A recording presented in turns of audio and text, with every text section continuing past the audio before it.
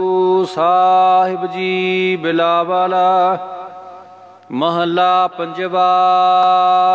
सतगुरु पंजवें पातशाह शहीदां दे सिरताज, शांति दे सोमे, गुरबाणी दे रचनाहार, गुर अर्जन प्रतख हर, हरि दा प्रतख सरगुण रूप,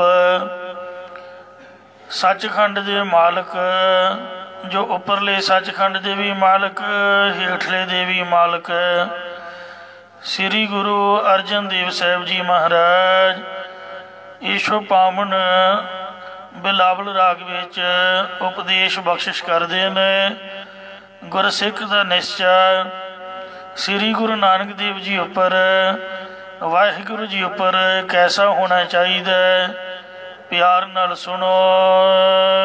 मात पिता सुत बंधप भाई।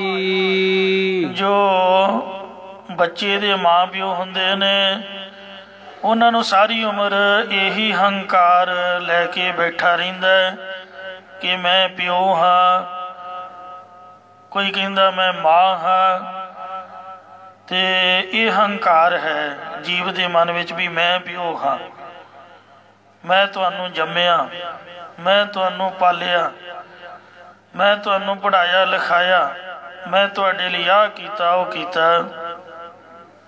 ये सुन सुन के कन्न पक जाते ने। किन्ना हंकार है बंदे दे मन विच। जे वाहिगुरु जी आके माँ प्यो नूं पुछे भी तुसीं जम्मण वाले कौन हो बई, आपां तां नहीं पुछ सकदे, पर जे वाहिगुरु जी पुछे तां कोई है जवाब माँ प्यो नूं।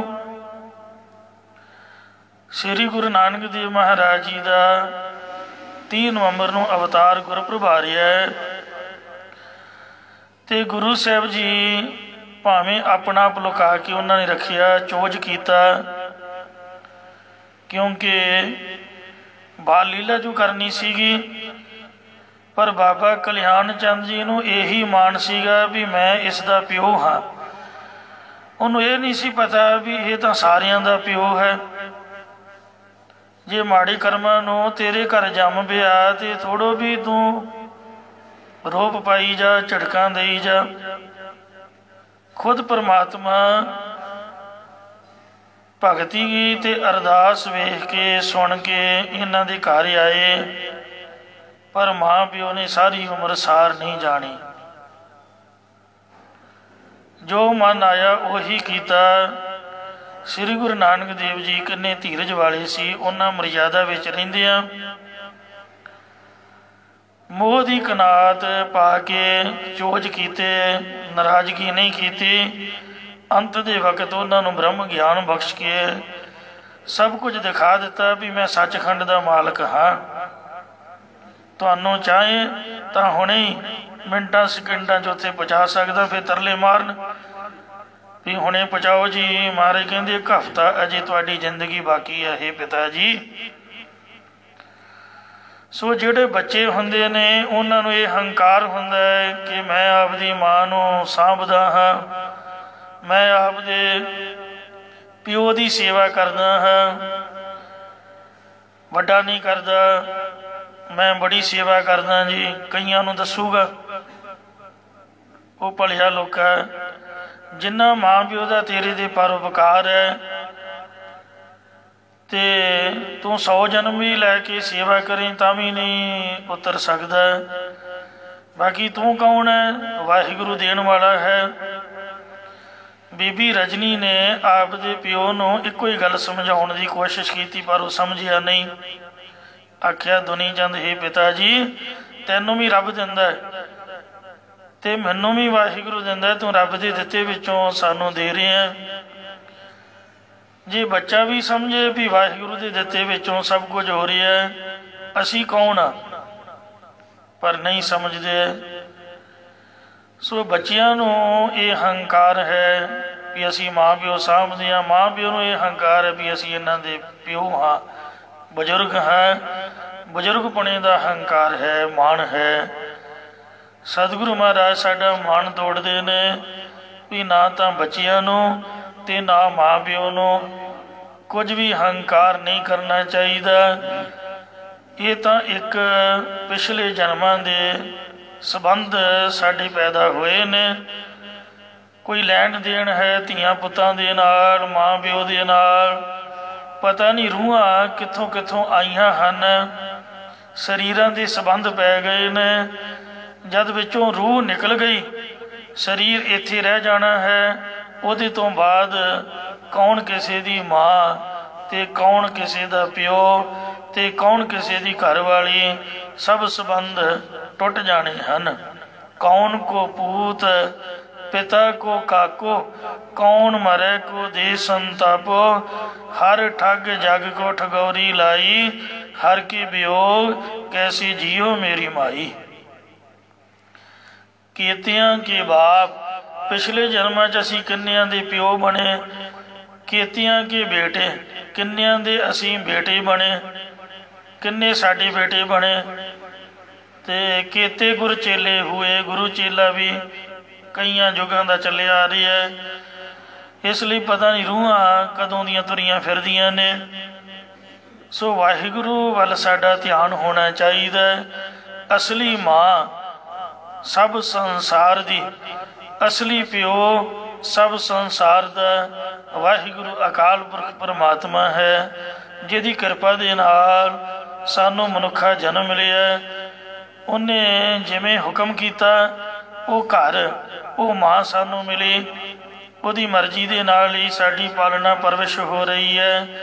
ਭਾਵੇਂ ਕਿ ਉਹ ਸਾਡੀ ਮਾਂ ਰਾਹੀਂ ਦਿੰਦਾ ਹੈ ਜਾਂ ਪਿਓ ਰਾਹੀਂ ਦਿੰਦਾ ਹੈ, ਦੇਣ ਵਾਲਾ ਵਾਹਿਗੁਰੂ ਹੈ। ਸਾਡਾ ਤਾਂ ਪ੍ਰਤੱਖ ਹੀ ਵਾਹਿਗੁਰੂ ਸਭ ਕੁਝ ਹੈ, ਜੋ ਮਾਂ ਦੀ ਤਰ੍ਹਾਂ ਸਾਡੀ ਪ੍ਰਤੱਖ ਪਾਲਣਾ ਕਰ ਰਿਹਾ ਹੈ। ਸਗੀ ਮਾਂ ਤਾਂ ਅੰਮ੍ਰਿਤਸਰ ਬੈਠੀ ਹੋਈ ਹੈ, ਅਤੇ ਇਸ ਵਾਸਤੇ ਉਹਨੂੰ ਪਤਾ ਵੀ ਨਹੀਂ ਵੀ ਬੱਚੇ ਨੂੰ ਭੁੱਖ ਲੱਗੀ ਹੈ ਅਤੇ ਮੈਂ ਪ੍ਰਸ਼ਾਦ ਪਾਣੀ ਦੇਣਾ। ਅਸਲੀ ਤਾਂ ਫਿਰ ਗੁਰੂ ਸਾਹਿਬ ਹੀ ਹੋਏ, ਕਿਉਂਕਿ ਸਾਡੀ ਮਾਂ ਹਮੇਸ਼ਾ ਸਾਡੇ ਨਾਲ ਨਹੀਂ ਰਹਿ ਸਕਦੀ।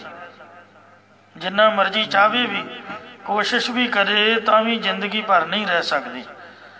ਤੋ ਜਿਹੜਾ ਵਾਹਿਗੁਰੂ ਹੈ, ਜਿੱਥੇ ਵੀ ਜਾਈਦਾ ਉੱਥੇ ਮਹਾਰਾਜ ਮਾਂ ਦੀ ਤਰ੍ਹਾਂ ਸਾਨੂੰ ਦੁੱਧ ਪਿਲਾਉਂਦਾ ਹੈ, ਪ੍ਰਸ਼ਾਦ ਛਕਾਉਂਦਾ ਹੈ, ਲੀੜੇ ਕੱਪੜੇ ਸਾਨੂੰ ਪ੍ਰੋਵਾਈਡ ਕਰਦਾ ਹੈ, ਪਿਓ ਦੀ ਤਰ੍ਹਾਂ। ਸੋ ਜੋ ਵੀ ਚੀਜ਼ ਦੀ ਜ਼ਰੂਰਤ ਹੁੰਦੀ ਹਰ ਜਗ੍ਹਾ ਸਾਡੀ ਡੇਲੀ ਨੀਡਸ ਪੂਰੀ ਕਰਦਾ ਹੈ। ਇਸ ਲਈ ਸਾਡੀ ਮਾਂ ਤਾਂ ਸ੍ਰੀ ਗੁਰੂ ਨਾਨਕ ਦੇਵ ਮਹਾਰਾਜ ਹੀ ਹੈ ਅਸਲ 'ਚ। ਠੀਕ ਹੈ ਕਿ ਵਾਹਿਗੁਰੂ ਨੇ ਜਨਮ ਦਿੱਤਾ ਜਿਸ ਘਰ, ਉਹਦਾ ਸਤਿਕਾਰ ਕਰਨਾ ਬਣਦਾ ਹੈ, ਪਰ ਅਸਲੀ ਤਾਂ ਤੁਮ ਮਾਤ ਪਿਤਾ ਹਮ ਬਾਰਕ ਤੇਰੇ, ਤੁਮਰੀ ਕਿਰਪਾ ਮੈਂ ਸੂਖ ਕਨੇਰੇ। ਮੈਂ 15-16 ਸਾਲ ਦਮਦਮੀ ਟਕਸਾਲ ਜਥਾ ਪਿੰਡਰਾ ਮਹਿਤਾ ਗੁਰਦੁਆਰਾ ਗੁਰਦਰਸ਼ਨ ਪ੍ਰਕਾਸ਼ ਮਹਾਂਪੁਰਖਾਂ ਦੇ ਚਰਨਾਂ ਦੇ ਵਿੱਚ ਰਿਹਾ ਹਾਂ। ਔਰ ਸਭ ਜ਼ਰੂਰਤਾਂ ਉਹਨਾਂ ਮਹਾਂਪੁਰਖਾਂ ਵੱਲੋਂ ਪੂਰੀਆਂ ਹੋਈਆਂ। ਦਮਦਮੀ ਟਕਸਾਲ ਪਿੰਡਾਂ ਵਾਲਾ ਜਥਾ ਇੱਕ ਇਹੋ ਜਿਹੀ ਸੰਸਥਾ ਹੈ ਸੋ ਜਿਸ ਵਿੱਚ ਬੱਚੇ ਨੂੰ ਘਰ ਦੀ ਤਰ੍ਹਾਂ ਕਿਸੇ ਵੀ ਚੀਜ਼ ਦਾ ਕੋਈ ਫਿਕਰ ਨਹੀਂ, ਉਹ ਮਹਾਂਪੁਰਖਾਂ ਵੱਲੋਂ ਬਖਸ਼ਿਸ਼ ਕੀਤੀ ਜਾਂਦੀ ਹੈ। ਸੰਤ ਕਰਤਾਰ ਸਿੰਘ ਜੀ ਪਿੰਡਾਂ ਵਾਲੇ ਮਹਾਂਪੁਰਖ 13ਵੇਂ ਮੁਖੀ, ਕੋਈ ਬੱਚਾ ਨਵੀਂ ਉਮਰ ਵਾਲਾ ਮਹਾਂਪੁਰਖਾਂ ਦੇ ਚਰਨਾਂ ਵਿੱਚ ਆਇਆ ਤੇ ਆ ਕੇ ਕਹਿਣ ਲੱਗਾ, ਸੰਤ ਜੀ ਇੱਕ ਮੈਂ ਬੇਨਤੀ ਆਪ ਨੂੰ ਕਰ ਸਕਦਾ? ਕਹਿੰਦੇ ਹਾਂ ਭਾਈ ਦੱਸ। ਕਹਿੰਦੇ ਜੀ ਮੇਰੀ ਮਾਂ ਮਰ ਗਈ ਹੈ ਤੇ ਮੇਰੀ ਕੋਈ ਪਾਲਣਾ ਵਾਲਾ, ਮੇਰੀ ਰੱਖਿਆ ਵਾਲਾ, ਮੇਰੀ ਸਾਂਭ ਸੰਭਾਲ ਵਾਲਾ ਕੋਈ ਨਹੀਂ ਹੈ ਤੇ ਤੁਸੀਂ ਕਿਰਪਾ ਕਰੋ। ਮਹਾਂਪੁਰਖ ਕਹਿਣ ਲੱਗੇ, ਸਤਿਨਾਮ ਵਾਹਿਗੁਰੂ ਵਾਹਿਗੁਰੂ ਵਾਹਿਗੁਰੂ। ਉੱਠ ਕੇ ਖੜੇ ਹੋਏ ਤੇ ਉਸ ਬੱਚੇ ਨੂੰ ਆਪਦੀ ਗਲਵੱਕੜੀ ਕੱਛ 'ਚ ਲੈ ਕੇ ਤੇ ਬੜਾ ਹੀ ਸਿਰ ਤੇ ਹੱਥ ਰੱਖ ਕੇ ਪਿਆਰ ਕੀਤਾ। ਕਹਿੰਦੇ ਅੱਜ ਤੋਂ ਬਾਅਦ ਤੂੰ ਕਦੀ ਇਹ ਨਹੀਂ ਕਹਿਣਾ ਵੀ ਮੇਰੀ ਮਾਂ ਮਰ ਗਈ ਹੈ। ਗੱਜ ਕੇ ਆਖੋ ਸਤਨਾਮ ਸ੍ਰੀ ਵਾਹਿਗੁਰੂ। ਆ ਸੰਗਤ ਸਾਡੀ ਮਾਂ ਹੈ। ਸ੍ਰੀ ਗੁਰੂ ਗ੍ਰੰਥ ਸਾਹਿਬ ਇਹ ਸਾਡੀ ਮਾਂ ਹੈ। ਬਾਣੀ ਸਾਡੀ ਮਾਂ ਹੈ। ਸ੍ਰੀ ਗੁਰੂ ਨਾਨਕ ਦੇਵ ਜੀ ਸਾਡੀ ਮਾਂ ਹੈ। ਜਿੰਨਾ ਚਿਰ ਗੁਰਦੁਆਰਾ ਚੱਲ ਰਿਹਾ, ਜਿੰਨਾ ਚਿਰ ਸ੍ਰੀ ਗੁਰੂ ਗ੍ਰੰਥ ਸਾਹਿਬ ਜੀ ਦਾ ਪ੍ਰਕਾਸ਼ ਹੈ, ਜਿੰਨਾ ਚਿਰ ਗੁਰੂ ਨਾਨਕ ਸਾਹਿਬ ਜਿਉਂਦਾ ਜਾਗਦਾ, ਸਾਡੀ ਮਾਂ ਨਹੀਂ ਮਰੀ ਹੋਈ, ਸਾਡੀ ਮਾਂ ਜਿਉਂਦੀ ਹੈ। ਉਹ ਤਾਂ ਸਰੀਰ ਪੰਜ ਭੌਤਿਕ ਹੈ। ਸਰੀਰਾਂ ਦਾ ਸੰਬੰਧ ਜਿੰਨਾ ਚਿਰ ਹੈ ਓਨਾ ਚਿਰ ਹੈ। ਇੱਕ ਗੁਰਮੁਖ ਪਿਆਰੇ ਭਾਈ ਨਿਸ਼ਾਨ ਸਿੰਘ ਜੀ ਇਸ ਵਕਤ USA ਨੇ, ਮਹਾਂਪੁਰਖਾਂ ਨੂੰ ਬਾਣੀ ਸੁਣਾਉਂਦੇ ਤੇ ਪਿੰਡੋਂ ਹੋ ਕੇ ਆਏ। ਕਹਿੰਦੇ ਕਿੱਥੋਂ ਆਇਆ ਬਈ? ਕਹਿੰਦਾ ਜੀ ਸੰਤ ਜੀ ਮੇਰੀ ਮਾਂ ਮਰ ਗਈ। ਮਹਾਂਪੁਰਖ ਕਹਿੰਦੇ ਚੰਗਾ ਹੋਇਆ, ਮੋਈ ਮੇਰੀ ਮਾਈ ਹਉ ਖਰਾ ਸੁਖਾਲਾ, ਪੈਰੋਂ ਨਹੀਂ ਦਗਲੀ ਲੱਗਿਆ ਨਾ ਪਾਲਾ।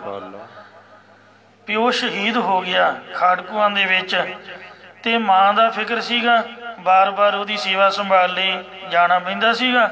ਉਹਨੂੰ ਚੁੱਪ ਕਰਕੇ ਬਾਣੀ ਪੜ੍ਹ। ਉਹ ਰੱਬ ਦੇ ਘਰ ਚਰਨਾਂ 'ਚ ਪਹੁੰਚ ਗਏ। ਉਹਦਾ ਜਨਮ ਸਫਲ ਹੋ ਗਿਆ। ਦੋਵੇਂ ਮੁੰਡੇ ਕਥਾ ਕੀਰਤਨ ਰਾਗੀ ਢਾਡੀ ਪ੍ਰਚਾਰਕ ਗੁਰੂ ਮਹਾਰਾਜ ਦੀ ਸੇਵਾ ਵਿੱਚ। ਉਹ ਵੇਖੇ ਤਾਂ ਠਾ ਵੀ ਮਹਾਂਪੁਰਖਾਂ ਬਚਨ ਕਿਸ ਤਰ੍ਹਾਂ ਦਾ ਕੀਤਾ। ਕੋਈ ਮਰ ਜਾਏ ਤੇ ਅਫਸੋਸ ਕਰੀਦਾ ਕਿ ਬੜਾ ਮਾੜਾ ਹੋਇਆ ਜੀ, ਬੜਾ ਘਾਟਾ ਪਿਆ ਜੀ। ਇਹ ਸੰਤਾਂ ਨੇ ਕੀ ਕਹਿਤਾ ਵੀ ਚੰਗਾ ਹੋਇਆ? ਕਿਉਂਕਿ ਉਹ ਬਾਣੀ ਸੁਣਾਉਂਦਾ ਸੀਗਾ। 5-6 ਘੰਟੇ ਲਗਾਤਾਰ ਬਾਣੀ ਸੁਣਾਈ ਜਾਣੀ ਜ਼ਬਾਨੀ, ਤੇ ਉਹਨਾਂ ਦਾ ਪਿਆਰ ਬੜਾ ਸੀ। ਜਦ ਉਹਨੇ ਜਾਣਾ ਤੇ ਮਹਾਂਪੁਰਖਾਂ ਦਾ ਦਿਲ ਨਾ ਕਰਨਾ ਭੇਜਣ ਨੂੰ, ਉਹ ਸੁਦੇ ਸਿੱਧੀ ਬਚਨ ਨਿਕਲ ਗਿਆ। ਹੋਇਆ ਤਾਂ ਵਾਹਿਗੁਰੂ ਦੇ ਹੁਕਮ 'ਚ ਜਿੰਨੀ ਉਮਰ ਸੀ ਪੂਰੀ ਹੋਈ। ਸੋ ਇਸ ਵਾਸਤੇ ਅਸਲੀ ਮਾਂ ਤੇ ਅਸਲੀ ਪਿਓ, ਤੇ ਜੋ ਸਪੁੱਤਰ ਦੀ ਤਰ੍ਹਾਂ ਜਿਵੇਂ ਪੁੱਤਰ ਨੂੰ ਨਿਸ਼ਾਨ ਮੰਨਦੇ ਨੇ, ਇਉਂ ਸੰਤ ਚੜ੍ਹਾਈ ਕਰ ਜਾਏ, ਧਰਮ ਹੀ ਉਹਦਾ ਨਿਸ਼ਾਨ ਹੈ ਜਿਹਦੇ ਨਾਲ ਉਸ ਦਾ ਨਾਮ ਰਹਿੰਦਾ। ਹੁਣ ਤੁਸੀਂ ਦੱਸੋ ਵੀ ਬਾਬੇ ਹਨੂੰਮਾਨ ਸੋਹ ਨੇ ਵਿਆਹ ਕਰਾਇਆ ਸੀ? ਹੈ ਪਤਾ? ਕੋਈ ਪਤਾ ਨਹੀਂ। ਉਹਨਾਂ ਦਾ ਕੋਈ ਧੀ ਪੁੱਤ, ਕੋਈ ਮੁੰਡਾ ਕੁੜੀ ਹੈ ਸੀਗਾ? ਕੋਈ ਪਤਾ ਨਹੀਂ। ਪਰ ਅਸੀਂ ਉਹਨਾਂ ਨੂੰ ਜਾਣਦੇ ਹਾਂ। ਕਿਉਂ ਜਾਣਦੇ ਹਾਂ? ਕਿਉਂਕਿ ਉਹਨਾਂ ਧਰਮ ਕਮਾਇਆ। ਇਉਂ ਪੁੱਤਰ ਨਿਸ਼ਾਨ ਨਹੀਂ ਹੈ, ਧਰਮ ਨਿਸ਼ਾਨ ਹੈ। ਸ੍ਰੀ ਗੁਰੂ ਗੋਬਿੰਦ ਸਿੰਘ ਮਹਾਰਾਜ ਨੇ ਦੁਨੀਆ ਦੇ ਮਨ ਵਿੱਚ ਪਿਆ ਭੁਲੇਖਾ ਇਹੀ ਕੱਢਣ ਲਈ ਅਵਤਾਰ ਧਾਰਿਆ। ਸਾਹਿਬਜ਼ਾਦਿਆਂ ਨੂੰ ਜਿਉਂਦੇ ਰੱਖਣਾ ਚਾਹੁੰਦੇ ਤਾਂ ਰੱਖ ਸਕਦੇ ਸੀ। ਜੇ ਚਮਕੌਰ ਦੀ ਜੰਗ 'ਚੋਂ ਆਪ ਨਿਕਲੇ, ਕਿੰਨਾ ਔਖਾ ਸੀਗਾ ਸਾਹਿਬਜ਼ਾਦਿਆਂ ਨੂੰ ਕੱਢਣਾ। ਪਰ ਆਪ ਦੀ ਮਰਜ਼ੀ ਨਾਲ ਆਖਿਆ ਵੀ ਜਾਓ ਪੁੱਤ। ਦੁਨੀਆ ਕਿਤੇ ਇਹ ਨਾ ਸਮਝੇ ਵੀ ਪੁੱਤ ਲੁਕਾ ਕੇ ਰੱਖ ਲਏ, ਸਾਡੇ ਪੁੱਤ ਸ਼ਹੀਦ ਕਰਵਾ ਦਿੱਤੇ, ਤੁਸੀਂ ਪਹਿਲਾਂ ਜਾਓ। ਨਗਾਰੇ ਤੇ ਚੋਟ ਵੱਜੀ। ਕੋਠਾ ਸੋਹ ਤੇ ਮਦਨ ਸੋਹ ਕਹਿਣ ਲੱਗੇ ਦਰਵਾਜ਼ਾ ਨਹੀਂ ਖੋਲਣਾ। ਮਾਰੇ ਕਹਿੰਦੇ ਖਬਰਦਾਰ ਬਈ, ਕਿਉਂ ਨਹੀਂ ਖੋਲਣਾ? ਮੇਰੇ ਪੁੱਤ ਇਹ ਨਹੀਂ ਹੈ, ਮੇਰੇ ਪੁੱਤ ਤੁਸੀਂ ਵੀ ਹੋ। ਜੇ ਸਾਰੇ ਸ਼ਹੀਦ ਹੋ ਰਹੇ ਨੇ ਤੇ ਇਹ ਕੋਈ ਅਲੋਕਾਰ ਥੋੜ੍ਹਾ ਨੇ। ਖੋਲ ਦੋ ਦਰਵਾਜ਼ਾ। ਕਹਿੰਦੇ ਜੇ ਅਸੀਂ ਜਿਉਂਦੇ ਹਾਂ। ਮਾਰੇ ਕਹਿੰਦੇ ਜੁਗ ਜੁਗ ਜਿਉਂਦੇ ਰਹੋ, ਜਿੰਨਾ ਚਿਰ ਜਿਉਂਦੇ ਉਹਨਾਂ ਚਿਰ ਤੁਹਾਡੇ ਪੁੱਤਾਂ ਨੂੰ ਸ਼ਹੀਦ ਨਹੀਂ ਹੋਣ ਦਿਆਂਗੇ। ਮਾਰੇ ਕਹਿੰਦੇ ਨਹੀਂ ਭਾਈ, ਇਸ ਤਰ੍ਹਾਂ ਨਹੀਂ, ਦਰਵਾਜ਼ਾ ਖੋਲੋ, ਤੁਸੀਂ ਵੀ ਮੇਰੇ ਪੁੱਤ ਹੋ, ਮੈਂ ਵੀ ਚਾਹੁੰਦਾ ਕਿ ਤੁਸੀਂ ਜਿਉਂਦੇ ਰਹੋ। ਛੋਟਿਆਂ ਨੂੰ ਵੀ ਚੋਜੀ ਪ੍ਰੀਤਮ ਦੀ ਮਰਜ਼ੀ ਦੇ ਨਾਲ ਸ਼ਹੀਦੀ ਪ੍ਰਾਪਤ ਹੋਈ। ਕੋਈ ਵਿਧੀ ਉਲਟਾ ਸਕਦੀ ਸੀ? ਮੰਨ ਲਓ ਕਿ ਸਾਹਿਬਜ਼ਾਦੇ ਸ਼ਹੀਦ ਹੋ ਗਏ, ਗੁਰੂ ਜੀ ਨੇ ਜੇਰਾ ਵੀ ਕਰ ਲਿਆ। ਮਹਾਰਾਜ ਦੀ ਉਮਰ ਕਿੰਨੀ ਕੁ ਸੀ ਤੁਸੀਂ ਦੱਸੋ? 35 ਤੇ 40 ਦੇ ਕਰੀਬ ਸੀਗੀ, 40 ਤੋਂ ਘੱਟ ਸੀਗੀ। 42 ਸਾਲਾਂ 'ਚ ਤਾਂ ਉਹ ਸਤਿ ਸ੍ਰੀ ਅਕਾਲ ਬੁਲਾ ਗਏ। 40 ਸਾਲ ਤੋਂ ਮਹਾਰਾਜ ਦੀ ਉਮਰ ਘੱਟ ਸੀਗੀ। ਤਖਤ ਸ੍ਰੀ ਦਮਦਮਾ ਸਾਹਿਬ ਮਾਵਾਂ ਰੋਈ ਪਈਆਂ, ਕਹਿੰਦੀਆਂ ਸਾਡੇ ਪੁੱਤ। ਤੇ ਗੁਰੂ ਜੀ ਨੇ ਉਹਨਾਂ ਨੂੰ ਹੌਸਲਾ ਦਿੱਤਾ। ਮਾਤਾ ਜੀਤ ਕੌਰ ਤਾਂ ਪਹਿਲਾਂ ਹੀ ਚੜ੍ਹਾਈ ਕਰ ਗਈ।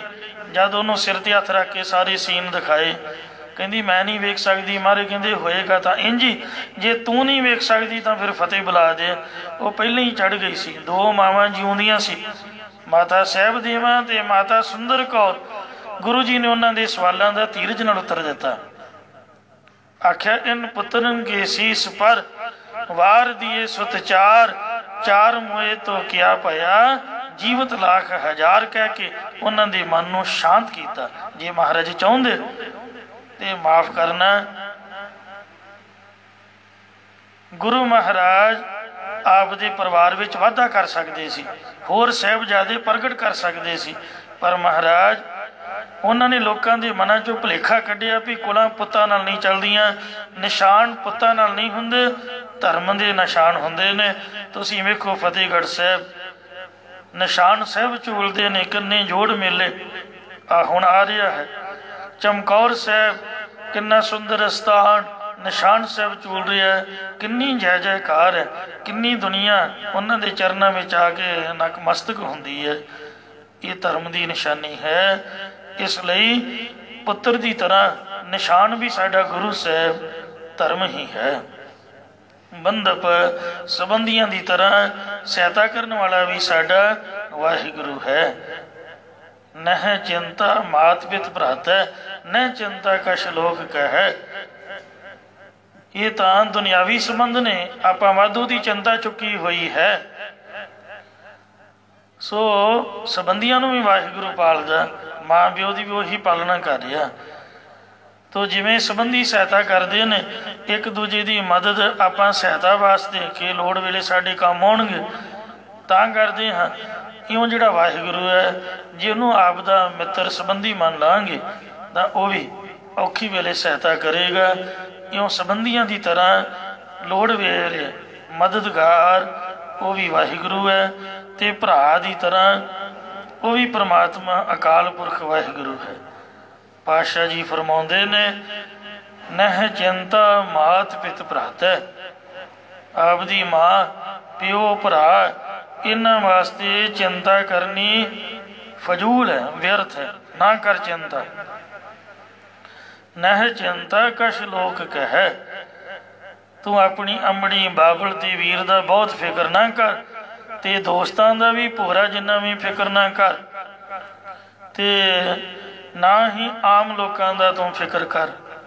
ਜਿਵੇਂ ਪੰਚਾਂ ਸਰਪੰਚਾਂ ਤੇ ਅਹੁਦੇਦਾਰਾਂ ਨੂੰ ਹੁੰਦਾ, ਉਹਨਾਂ ਦੀ ਦੌੜ ਕੇਵਲ ਨੀਂਹ ਪੱਥਰ ਰੱਖਣ ਦੀ, ਤੇ ਉਹ ਜਿਹੜਾ ਪੱਥਰ ਉਦਘਾਟਨ ਵਾਲਾ ਉਹਦੇ ਤੋਂ ਪਰਦਾ ਪਰੇ ਕਰਨ ਦੀ ਹੁੰਦੀ ਹੈ, ਜੈ ਜੈਕਾਰ ਕਰਾਉਣ ਦੀ। ਉਹ ਤੋਂ ਬਾਅਦ ਨਹੀਂ ਮੁੜ ਕੇ ਆਉਂਦੇ। ਤੇ ਜੇ ਕੁਛ ਕਰਦੇ ਨੇ ਤੇ ਉਹਨਾਂ ਦੇ ਮਨ ਦੇ ਵਿੱਚ ਮਾਣ ਵੀ ਅਸੀਂ ਨਾ ਹੋਈਏ ਤੇ ਕੁਝ ਸਵਾਰੇ ਹੀ ਨਾ ਕੋਈ, ਆਪਾਂ ਹੀ ਸਭ ਕੁਝ ਸਵਾਰਦੇ ਹਾਂ। ਇਸ ਲਈ ਮਹਾਰਾਜ ਕਹਿੰਦੇ ਵੀ ਲੋਕਾਂ ਦੀ ਚਿੰਤਾ ਤੁਸੀਂ ਨਾ ਕਰੋ, ਵਾਹਿਗੁਰੂ ਨੂੰ ਚਿੰਤਾ ਹੈ। ਨਹਿ ਚਿੰਤਾ ਬਣਤਾ ਸੁਤ ਮੀਤ, ਇਸਤਰੀ ਪੁੱਤਰ ਮਿੱਤਰ ਤੇ ਹੋਰ। ਸੋ ਜਿੰਨੇ ਵੀ ਲੋਕ ਹਨ ਇਹਨਾਂ ਦੀ ਵੀ ਕੋਈ ਚਿੰਤਾ ਨਾ ਕਰ।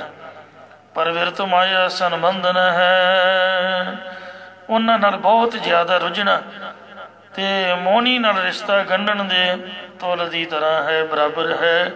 ਇਸ ਲਈ ਇਹ ਮਾਇਆ ਦੇ ਸੰਬੰਧ ਸੈਨ ਸਾਕ ਸਭ ਭਾਈ, ਇਹ ਸਭ ਮਾਇਆ ਦੇ ਸੰਬੰਧ ਨੇ, ਤੇ ਅਸਲੀ ਲੋੜ ਪੈਣ ਤੇ ਮਰਨ ਤੋਂ ਬਾਅਦ ਕੋਈ ਕੰਮ ਆਉਣ ਵਾਲਾ ਨਹੀਂ।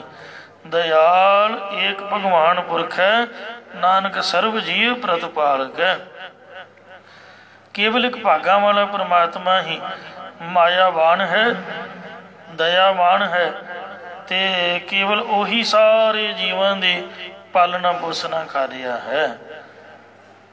ਸਭਨਾਂ ਦਾ ਮਾਂ ਪਿਓ, ਸਭਨਾਂ ਕਾ ਮਾਂ ਪਿਓ ਆਪ ਹੈ। ਸਭਨਾਂ ਦਾ ਮਾਂ ਪਿਓ ਉਹ ਖੁਦ ਆਪ ਅਕਾਲ ਪੁਰਖ ਵਾਹਿਗੁਰੂ ਹੈ। ਨਾਨਕ ਹੋਆ ਪਾਰ ਬ੍ਰਹਮ ਸਹਾਈ। ਸਤਿਗੁਰੂ ਮਹਾਰਾਜ ਕਥਨ ਕਰਦੇ ਕਿ ਇਹਨਾਂ ਸਭਨਾਂ ਦੀ ਥਾਂ ਅੰਤ ਨੂੰ ਪਾਰ ਬ੍ਰਹਮ ਪਰਮੇਸ਼ਰ ਹੀ ਸਹਾਇਕ ਹੁੰਦਾ ਹੈ। ਮਰਨ ਤੋਂ ਬਾਅਦ ਤਾਂ ਕੋਈ ਵੀ ਸਹਾਇਤਾ ਨਹੀਂ ਕਰ ਸਕਦਾ ਵਾਹਿਗੁਰੂ ਤੋਂ ਬਗੈਰ।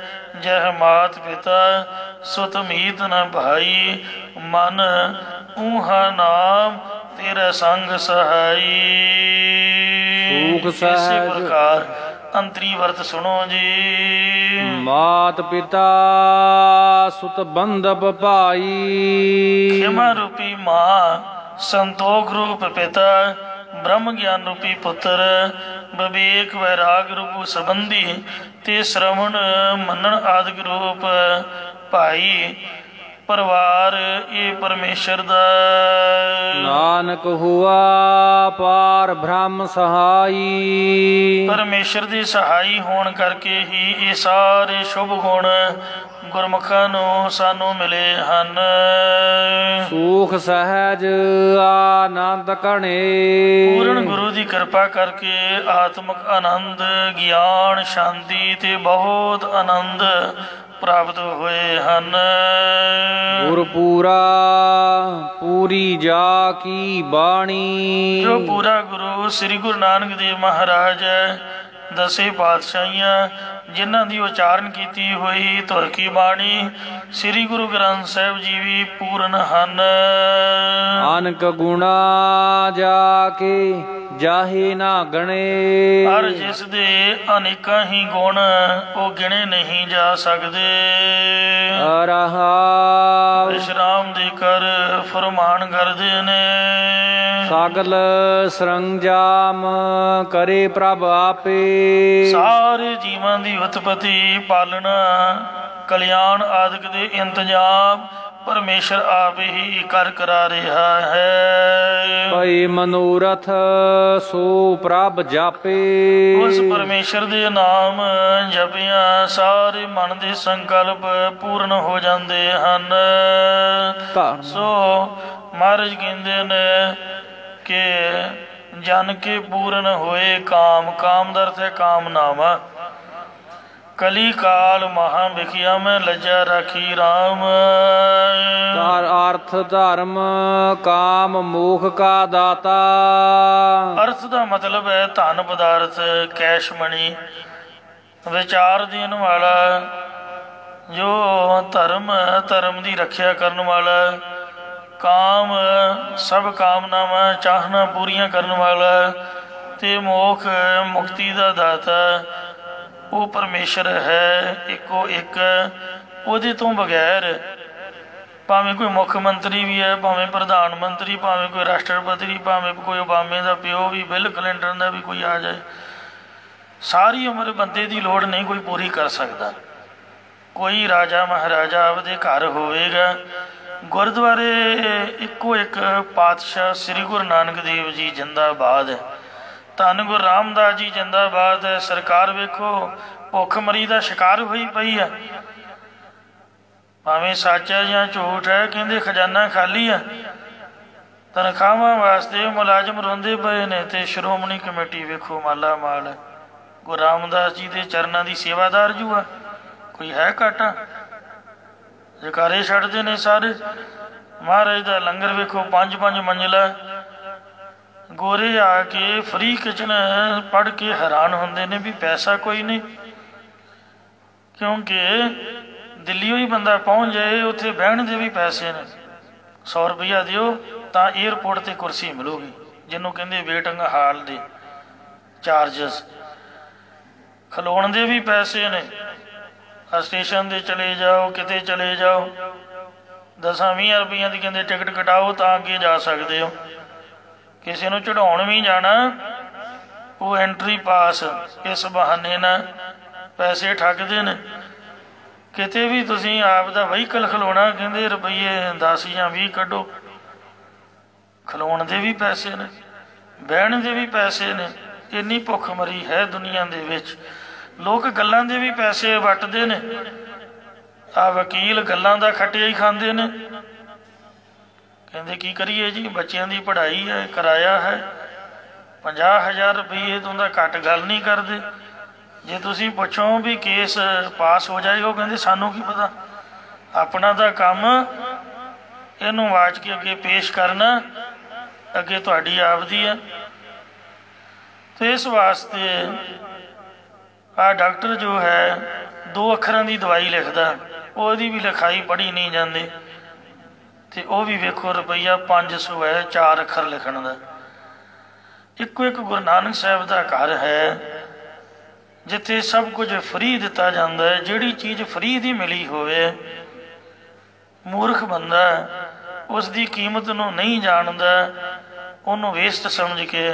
ਆ ਪਿੰਗਲਵਾੜੇ ਵਾਲੇ ਨੇ, ਉਹ ਹੱਥਾਂ 'ਚ ਲਿਟਰੇਚਰ ਫੜਾਉਂਦੇ ਨੇ। ਕਈ ਲੋਕ ਕਹਿੰਦੇ ਨਾ ਵੀ ਇਹੋ ਜੀ ਲਿਟਰੇਚਰ ਵੰਡੋ। ਤੁਸੀਂ ਗੇਟ 'ਤੇ ਖੜ੍ਹ ਕੇ ਕਿੰਨੀ ਮਰਜ਼ੀ ਸੋਹਣੀ ਅਤੇ ਕੀਮਤੀ ਕਿਤਾਬ ਵੰਡਣ ਸ਼ੁਰੂ ਕਰ ਦਿਓ, ਲੋਕ ਇੱਥੋਂ ਫੜਨਗੇ ਅਤੇ ਜੋੜਿਆਂ 'ਚ ਲਿਆ ਕੇ ਰੱਖ ਦੇਣਗੇ।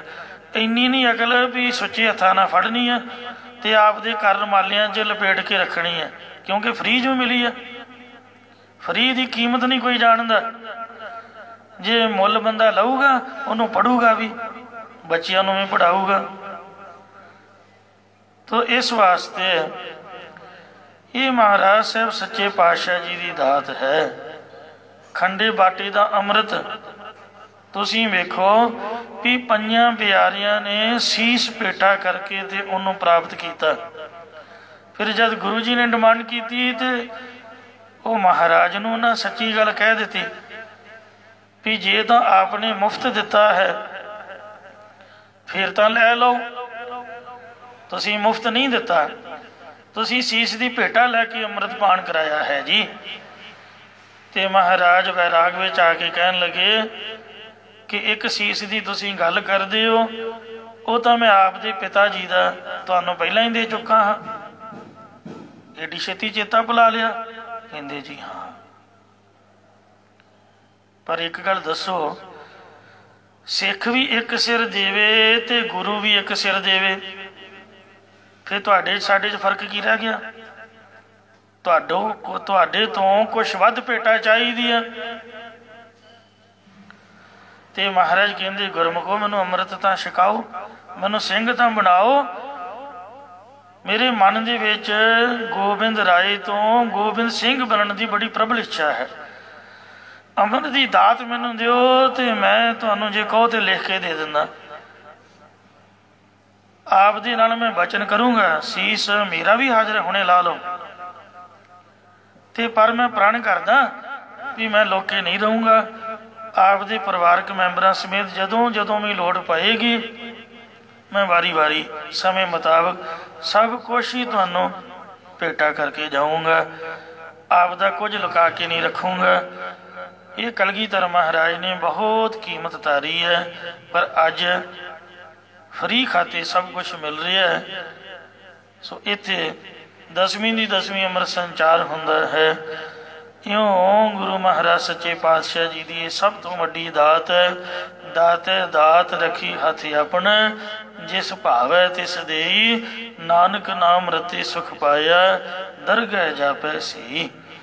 ਕੋਈ ਤੁਹਾਨੂੰ ਪੈਸਾ ਦੇ ਸਕਦਾ ਹੈ, ਕੋਈ ਤੁਹਾਨੂੰ ਰੋਟੀ ਖਵਾ ਸਕਦਾ ਹੈ, ਕੋਈ ਤੁਹਾਨੂੰ ਰਹਿਣ ਦੀ ਜਗ੍ਹਾ ਪ੍ਰੋਵਾਈਡ ਕਰਾ ਸਕਦਾ ਹੈ, ਪਰ ਗੁਰੂ ਪਿਆਰੀ ਸਾਧ ਸੰਗਤ ਜੀਓ, ਜੋ ਬ੍ਰਹਮ ਗਿਆਨ ਦੀ ਬਖਸ਼ਿਸ਼ ਹੈ, ਨਾਮ ਦੀ ਦਾਤ ਹੈ, ਆ ਜਿਹੜੀ ਸ਼ਾਂਤੀ ਤੁਹਾਨੂੰ ਇੱਥੇ ਬੈਠ ਕੇ ਮਿਲ ਰਹੀ ਹੈ, ਇਹ ਨਹੀਂ ਕੋਈ ਦੇ ਸਕਦਾ। ਪੈਸੇ ਨਾਲ ਹਰੇਕ ਚੀਜ਼ ਖਰੀਦੀ ਜਾ ਸਕਦੀ ਹੈ। ਹਵਾਈ ਜਹਾਜ਼ ਤੱਕ ਲੋਕਾਂ ਦੇ ਆਪਣੇ ਨੇ। ਅਮਰੀਕਾ ਦੇ ਵਿੱਚ ਉਹ ਆਪਦੇ ਫਾਰਮ ਹਾਊਸ ਦੇ ਹੈਲੀਕਾਪਟਰ ਨਾਲ ਚੱਕਰ ਲਾਉਂਦੇ ਨੇ। ਪਰ ਗੁਰੂ ਪਿਆਰੀ ਸਾਧ ਸੰਗਤ ਜੀਓ, ਜਿਹੜੀ ਦਾਤ ਸੁਖ ਸ਼ਾਂਤੀ ਤੰਦਰੁਸਤੀ ਨਾਮ ਦੀ ਬ੍ਰਹਮ ਗਿਆਨ ਦੀ ਸ਼ਰਧਾ ਸਤ ਸੰਤੋਖ ਆਦਿ ਗੁਣਾਂ ਦੀ ਗੁਰੂ ਸਾਹਿਬ ਵੱਲੋਂ ਬਖਸ਼ਿਸ਼ ਹੁੰਦੀ ਹੈ, ਉਹ ਕਿਤੋਂ ਨਹੀਂ ਪ੍ਰਾਪਤ ਹੋ ਸਕਦੀ। ਇਉਂ ਮਹਾਰਾਜ ਦੁਨਿਆਵੀ ਕਾਮਨਾਵਾਂ ਵੀ ਪੂਰੀਆਂ ਕਰਦਾ, ਅਰਥ ਮਾਇਆ ਵੀ ਬਖਸ਼ਦਾ ਹੈ, ਧਰਮ ਵੀ ਦਿੰਦਾ ਹੈ, ਕਾਮਨਾਵਾਂ ਵੀ ਪੂਰੀਆਂ, ਮੁਕਤੀ ਦਾ ਵੀ ਦਾਤਾ ਹੈ। ਮੁਕਤੀ ਤਾਂ ਗੁਰੂ ਸਾਹਿਬ ਤੋਂ ਬਗੈਰ ਕੋਈ ਦੇ ਹੀ ਨਹੀਂ ਸਕਦਾ। ਪੂਰੀ ਭਈ ਸਿਮਰ ਸਿਮਰ ਵਿਧਾਤਾ, ਉਹ ਫਲ ਪ੍ਰਦਾਤਾ ਪ੍ਰਮਾਤਮਾ ਯਾਦ ਕਰ ਕਰਕੇ ਗੁਰਮੁਖ ਜਨਾਂ ਦੀ ਘਾਲ ਕਮਾਈ ਤੇ ਸਭ ਪੂਰੀ ਕਰ ਦਿੰਦਾ ਹੈ। ਭਾਵ ਵਾਹਿਗੁਰੂ ਜੀ ਦਾ ਸਿਮਰਨ ਕਰਨ ਤੋਂ ਜਿੰਨੀ ਵੀ ਘਾਲ ਕਮਾਈ ਗੁਰਸਿੱਖਾਂ ਦੀ ਉਹ ਥਾਈਂ ਪੈ ਗਈ ਹੈ। ਪ੍ਰਭ ਘਾਲਿਆ ਕਿਸੇ ਕਾ ਇੱਕ ਤਿਲ ਨਾ ਗਵਾਈ। ਸੋ ਇੱਕ ਤਿਲ ਮਾਤਰ ਵੀ ਮਹਾਰਾਜ ਕਿਸੇ ਦੀ ਘਾਲ ਕਮਾਈ ਨੂੰ ਫਜ਼ੂਲ ਨਹੀਂ ਜਾਣ ਦਿੰਦਾ। ਕੋਈ ਆਮ ਸਰਦਾਰ ਦਾ ਕੰਮ ਕਰੋ, ਉਹ ਵੀ ਮਜ਼ਦੂਰੀ ਦੇ ਕੇ ਤੋਰਦਾ। ਕਈ ਗਿਫਟ ਪੈਕ ਦਿੰਦਾ, ਦੀਵਾਲੀ 'ਤੇ ਬੜਾ ਕੁਛ ਲੋਕਾਂ ਵੰਡਿਆ। ਤੇ ਜਿਹੜਾ ਸ਼ਹਿਨशाह ਹੈ, ਸਭਨਾਂ ਦਾ ਪਿਤਾ ਵਾਹਿਗੁਰੂ ਹੈ, ਗੁਰੂ ਸਾਹਿਬ ਹੈ, ਇਹ ਸਿੱਖ ਨੂੰ ਕਿਵੇਂ ਖਾਲੀ ਜਾਣ ਦੇਵੇਗਾ। ਦੁਨਿਆਵੀ ਚੀਜ਼ਾਂ ਤਾਂ ਝੁੰਗੇ 'ਚ ਹੀ ਮਿਲਦੀਆਂ ਨੇ, ਸਭ ਤੋਂ ਉੱਤਮ ਤਾਂ ਨਾਮ ਬ੍ਰਹਮ ਗਿਆਨ ਦੀ ਦਾਤ, ਉਹ ਵੀ ਮਹਾਰਾਜ ਬਖਸ਼ਿਸ਼ ਕਰਦਾ। ਇੱਛਾ ਪੂਰਕ ਸਰਬ ਸੁਖ ਦਾਤਾ ਹਰ, ਜਾ ਕੇ ਬਸ ਹੈ ਕਾਮ ਧਿਨ, ਸੋ ਐਸਾ ਹਰ ਧਿਆਈਏ ਮੇਰੇ ਜੀਅੜੇ, ਤਾਂ ਸਰਬ ਸੁਖ ਪਾਵੈ ਹੈ ਮੇਰੇ ਮਨ। ਜਪ ਮਨ ਸਤਨਾਮ ਸਦਾ ਸਤਨਾਮ, ਹਲਤ ਪਲਤ ਮੁਖ ਉਜਲ ਹੋਈ ਹੈ, ਨਿਤ ਧਿਆਈਐ ਹਰ ਪੁਰਖ ਨਿਰੰਜਨ। ਸਾਧ ਸੰਗ ਨਾਨਕ ਰੰਗ ਮਾਣਿਆ। ਸਤਿਗੁਰੂ ਮਹਾਰਾਜ ਸਾਹਿਬ ਕਥਨ ਕਰਦੇ ਕਿ ਸ੍ਰੇਸ਼ਟ ਸੰਤ ਜਨਾਂ ਦੀ ਸੰਗਤ 'ਚ ਮਿਲ ਕੇ ਗੁਰਮੁਖ ਜਨਾਂ ਨੇ ਆਨੰਦ ਮਾਣਿਆ ਹੈ। ਸਗਲ ਆਨੰਦ ਕੀਆ ਪਰਮੇਸ਼ਰ। ਵਾਹਿਗੁਰੂ ਜੀ ਨੇ ਆਪ ਦੀ ਸੰਗਤ, ਆਪ ਦੇ ਘਰ ਵਿੱਚ ਨਾਨਕ ਕਹਿ ਘਰ ਕੇਵਲ ਨਾਮ ਦੀ ਬਖਸ਼ਿਸ਼ ਕਰਕੇ ਆਨੰਦ ਹੀ ਆਨੰਦ ਬਣਾ ਦਿੱਤਾ ਹੈ। ਘਰ ਆਇਆ ਪੂਰਾ ਗੁਰ ਆਣਿਆ। ਜਦ ਪੂਰੇ ਗੁਰਾਂ ਨੇ ਲਿਆਂਦਾ ਤਾਂ ਗੁਰਮੁਖਾਂ ਦਾ ਮਨ ਸਰੂਪ ਰੂਪੀ ਘਰ ਵਿੱਚ ਆ ਕੇ ਅਸਥਿਤ ਹੋ ਗਿਆ। ਬਿਲਾਵਲ ਮਹੱਲਾ ਪੰਜਵਾ। ਪੰਜਵੇਂ ਪਾਤਸ਼ਾਹ ਸ਼ਹੀਦਾਂ ਦੇ ਸਰਤਾਜ ਸਤਿਗੁਰੂ ਅਰਜਨ ਦੇਵ ਸਾਹਿਬ ਜੀ ਮਹਾਰਾਜ ਬਿਲਾਵਲ ਰਾਗ ਵਿੱਚ ਸ਼ੋਭਾਵਨ ਉਪਦੇਸ਼ ਬਖਸ਼ਿਸ਼ ਕਰ ਰਹੇ ਹਨ। ਰੱਬ ਨਿਧਾਨ ਪੂਰਨ ਗੁਰਦੇਵ। ਪੂਜਨੀਕ ਗੁਰੂਦੇਵ ਸ੍ਰੀ ਗੁਰੂ ਨਾਨਕ ਦੇਵ ਜੀ ਸਾਰੇ ਖਜ਼ਾਨਿਆਂ ਦੇ ਨਾਲ ਲਬਾਲਬ ਭਰੇ ਹੋਏ ਹਨ। ਲਾਦ ਖਜ਼ਾਨਾ ਗੁਰੂ ਨਾਨਕ ਕੋ ਦੀਆ। ਗੱਡਿਆਂ ਦੇ ਗੱਡੇ, ਪਤਾ ਨਹੀਂ ਅੰਤ ਹੀ ਕੋਈ ਨਹੀਂ ਜੋ ਰੱਬ ਨੇ ਗੁਰੂ ਨਾਨਕ ਸਾਹਿਬ ਦੇ ਨਾਲ ਤੋਰਿਆ ਹੋਇਆ ਖਜ਼ਾਨਾ। ਗੱਜ ਕੇ ਆਖੋ ਸਤਨਾਮ ਸ੍ਰੀ ਵਾਹਿਗੁਰੂ। ਸਾਰੀਆਂ ਚਾਬੀਆਂ ਉਹ ਗੁਰੂ ਨਾਨਕ ਸਾਹਿਬ ਨੂੰ ਹੀ ਦਿੱਤੀਆਂ ਹੋਈਆਂ ਨੇ, ਤੇ ਗੱਡਿਆਂ ਦੇ ਗੱਡੇ, ਸਟੋਰਾਂ ਦੇ ਸਟੋਰ ਭਰੇ ਮਹਾਰਾਜ ਨੂੰ ਬਖਸ਼ਿਸ਼ ਕੀਤੇ ਵਾਹਿਗੁਰੂ ਨੇ। ਖੁਦ ਆਪ ਹੀ ਪਰਮਾਤਮਾ ਭਗਵਾਨ ਨੇ। ਗਾਂ ਉਹਨੇ ਆਪ ਦੇ ਸੰਤਾਂ ਨੂੰ ਕੁੰਜੀਆਂ ਫੜਾਤੀਆਂ ਵੀ ਅੱਗੇ ਦੀ ਅੱਗੇ ਜਿਹੜਾ ਤੁਹਾਨੂੰ ਵੀ ਮਿਲੇ ਉਹਨਾਂ ਨੂੰ ਵੀ ਤੁਸੀਂ ਦੇ ਸਕਦੇ ਹੋ। ਜਿਹੜੀ ਗੱਲ ਕਿਸੇ ਤੋਂ ਪੂਰੀ ਨਾ ਹੋਏ, ਜੇ ਕੋਈ ਸਾਧੂ ਸੰਤ ਪੂਰਨ ਬ੍ਰਹਮ ਗਿਆਨੀ ਅਰਦਾਸ ਕਰ ਦੇਵੇ, ਮਹਾਰਾਜ ਉਹਦੀ ਵੀ ਮੰਨਦਾ ਹੈ। ਸਾਧ ਕੈ ਸੰਗ ਨਾਹੀ ਕਛ ਕਹਾਲ, ਦਰਸ਼ਨ ਭੇਟਤ ਹੋਤ ਨਿਹਾਲ। ਸੋ ਲਾਦ ਖਜ਼ਾਨਾ ਗੁਰੂ ਨਾਨਕ ਕੋ ਦੀਆ। ਸ੍ਰੀ ਗੁਰੂ ਨਾਨਕ ਦੇਵ ਜੀ ਨੂੰ ਖਜ਼ਾਨਾ ਲੱਦ ਕੇ ਵਾਹਿਗੁਰੂ ਜੀ ਨੇ ਭੇਜਿਆ, ਖਾਲੀ ਹੱਥ ਨਹੀਂ ਤੋਰਿਆ। ਕਲਗੀਧਰ ਮਹਾਰਾਜ ਨੂੰ ਵੀ ਵੇਖੋ ਕਿੰਨੀਆਂ ਬਖਸ਼ਿਸ਼ਾਂ ਦੇ ਕੇ ਤੋਰਿਆ। ਨਾਲ ਸੇਵਾਦਾਰ ਭਾਈ ਬਾਲਾ ਤੇ ਮਰਦਾਨਾ ਗੁਰੂ ਨਾਨਕ ਸਾਹਿਬ ਨਾਲ। ਸ੍ਰੀ ਗੁਰੂ ਰਾਮਦਾਸ ਮਹਾਰਾਜ ਦੇ ਘਰ ਦੇ ਵੇਖੋ ਕਿੰਨੇ ਸੇਵਾਦਾਰ। ਗੁਰੂ ਹਰਗੋਬਿੰਦ ਸਾਹਿਬ ਦੀ ਕਿੰਨੀ ਫੌਜ। ਕਲਗੀਧਰ ਮਹਾਰਾਜ ਦੇ ਕਿੰਨੇ ਸੇਵਾਦਾਰ ਹੇਮਕੁੰਟ ਸਾਹਿਬ ਤੋਂ ਨਾਲ ਹੀ ਭੇਜੇ। ਤੇ ਸਭ ਰਿਧੀਆਂ ਸਿੱਧੀਆਂ ਖਜ਼ਾਨੇ ਇੱਥੇ ਪ੍ਰਗਟ ਹੋਏ। ਇੱਕ ਵਾਰ ਮਰਦਾਨੇ ਦਾ ਮਨ ਮਹਿਸੂਸਿਆ ਜਿਹਾ ਗਿਆ। ਕਈ ਵਾਰ ਬਹੁਤੀਆਂ ਢਿੱਲੀਆਂ ਜਿਹੀਆਂ ਗੱਲਾਂ ਕਰਦਾ ਸੀਗਾ। ਇੱਕ ਤਾਂ ਪਟਨਾ ਸਾਹਿਬ ਦੀ ਸਾਖੀ ਹੈ, ਇਹਦਾ ਪਿਛਲਾ ਨਾਮ ਸੀ ਬਸ਼ੰਬਰਪੁਰ। ਭੁੱਖ ਨਾ ਜਾਨ ਨਿਕਲ ਜਾਏ, ਤਰਲੇ ਮਾਰੀ ਜਾਏ ਵੀ ਮਹਾਰਾਜ ਕੁਝ ਖਵਾਓ। ਜਿਸ ਤਰ੍ਹਾਂ ਬੱਚਿਆਂ ਨੂੰ ਚਾਹੀਦਾ ਵੀ ਆ ਗਿਆ ਪਿੰਡ, ਆ ਗਿਆ ਪਿੰਡ, ਇਉਂ ਗੁਰੂ ਸਾਹਿਬ ਜੀ ਕਹਿ ਕੇ ਮਸਾਂ ਹੀ ਉੱਥੇ ਬਸ਼ੰਬਰਪੁਰ ਲੈ ਆਏ। ਤੇ ਕੋਈ ਨਹੀਂ ਮਰਦਾਨਿਆ ਥੋੜ੍ਹਾ ਹੌਸਲਾ ਕਰ। ਕਹਿੰਦਾ ਜੀ ਮੈਂ ਤਾਂ ਇੱਥੇ ਹੀ ਡਿੱਗ ਪੈਣਾ, ਮੇਰੇ ਕੋਲ ਤਾਂ ਤੁਰਿਆ ਨਹੀਂ ਜਾਂਦਾ। ਕਹਿੰਦੇ ਆ ਬਸ ਆ ਨੇੜੇ ਹੀ ਆ ਸ਼ਹਿਰ।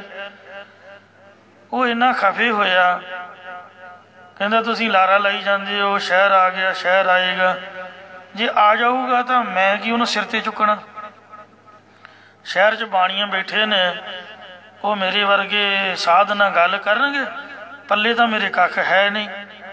ਲੋਕ ਇੰਜ ਥੋੜ੍ਹੋਂ ਦੇਣਗੇ ਖਾਣ ਨੂੰ, ਨਾ ਕੋਈ ਮਾਇਆ ਨਾ ਧੇਲਾ। ਸ਼ਹਿਰ ਆਊਗਾ ਤਾਂ ਮੈਂ ਕੀ ਕਰ ਲਊਂਗਾ। ਇਸ ਤਰ੍ਹਾਂ ਸਿੱਧਾ ਹੀ ਕਹਿਤਾ ਜੀ। ਮਰਾਸੀ ਜੋ ਸੀਗਾ ਬੋਲੀ ਇੰਜ ਦੀ ਹੋਈ ਸੀਗੀ।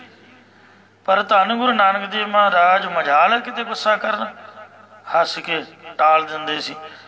ਮੁਸਕਰਾ ਕੇ ਕਹਿਣ ਲੱਗੇ ਮਰਦਾਨਾ ਜੀ ਤੇਰੇ ਕੋਲ ਵਾਹਿਗੁਰੂ ਨੇ ਏਡਾ ਵੱਡਾ ਖਜ਼ਾਨਾ ਦਿੱਤਾ ਹੈ, ਸ਼ਾਇਦ ਤੈਨੂੰ ਪਤਾ ਨਹੀਂ ਹੈ।